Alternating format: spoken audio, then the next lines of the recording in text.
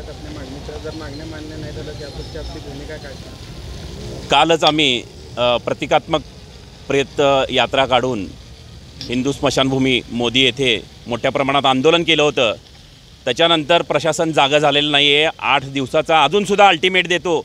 यापुढे जर कुठल्याही पद्धतीचे जर त्यांच्यावर कारवाई झाली नाही की संबंधित ठिकाणची जी साफसफाई झाली नाही, हिंदू मोदी स्मशानभूमी असेल किंवा इतर सोलापुरातले स्मशानभूमी असतील, त्याची जर साफसफाई केली नाही तर आयुक्तांना इतर त्यांच्या आवारामध्ये सांगतो, अजितदादांना सुद्धा सांगितलेलं आहे की डेड बॉडी जर यापुढे झाली तर एखाद्या डेड बॉडी 100% महापालिका आयुक्ताच्या टेबलवर आणून ठेवणार, हे पालिका आयुक्तांनी लक्षात घेणं गरजेचं आहे।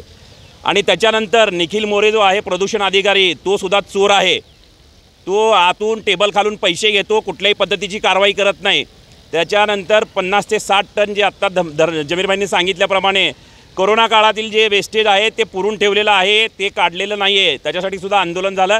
हे महापालिका आयुक्ताच्या टेबलवर आणून टाकणार, हे डोक्यात ठेवा तुम्ही। महिला असतील, पहिल्यांदा महिला आहे म्हणून त्यांना सॅल्यूट करतो, पण तुमच्या कामाचं मात्र जे आहे तुम्ही कामं रेंगाळत आहे, तुम्ही कुठल्याही पद्धतीचे कामकाज करत नाही, तुम्ही फक्त टक्केवारी घेता, हे या माध्यमातून सांगू इच्छितो।